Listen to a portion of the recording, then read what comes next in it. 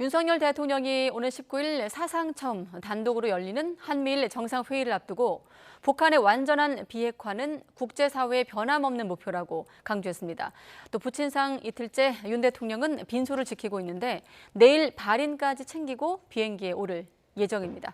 취재기자 연결하겠습니다. 조은지 기자. 네, 용산 대통령실입니다. 네, 먼저 정상회의 내용부터 짚어보죠. 윤 대통령 외신 인터뷰를 통해서 북핵 대응을 강조한 겁니까?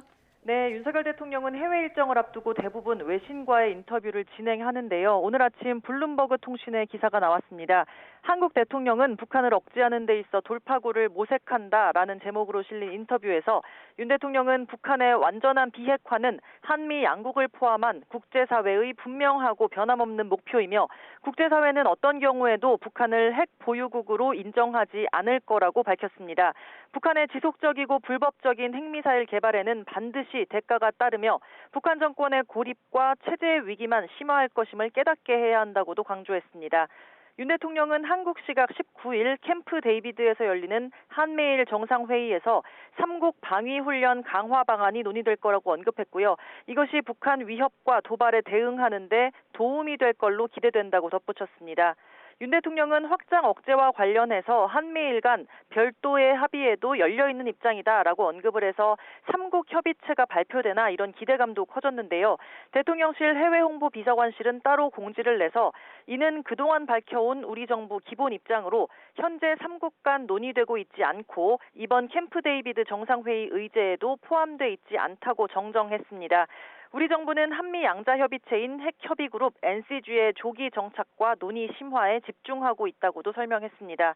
윤 대통령은 한미일 정상회의를 통해 3국 공급망에 대한 정보 공유와 함께 조기 경보 시스템 구축 등 구체적인 협력 강화 방안을 논의할 예정이라고 밝혔습니다. 또 인공지능과 퀀텀, 우주 등 핵심 신흥기술 분야에서 3국이 공동 연구 및 협력을 진행하고 글로벌 표준 형성을 위해 함께 노력해 나갈 거라고도 예고했습니다. 네, 그리고 윤 대통령 상중이죠. 어제 부친상을 당했는데 내일 출국 일정엔 문제가 없는 겁니까? 네, 워싱턴 출장은 1박 4일로 워낙에 짧습니다. 일정을 차질 없이 소화하겠다는 대통령 의지가 매우 크다고 대통령실 관계자들이 말했는데요. 윤 대통령은 사흘 가족장으로 내일 오전 발인까지 마무리한 뒤에 비행기에 오를 걸로 보입니다.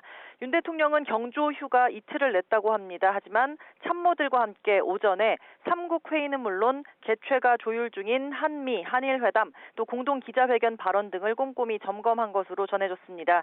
또 국정에 한치의 공백이 없도록 하라, 민생을 챙기는 데 신경 쓰라고 참모들을 독려했다고 합니다. 상주인 윤 대통령은 오후에는 신촌 세브란스 병원 장례식장으로 이동해서 입관식에 이어 조문객을 맞이하고 있습니다. 고인인 윤기중 교수의 학계 지인과 제자들의 조문이 이어지는 가운데 정부 고위 관계자들과 여야 지도부의 추모 행렬도 계속되고 있습니다. 지금까지 용산 대통령실에서 YTN 조은지입니다.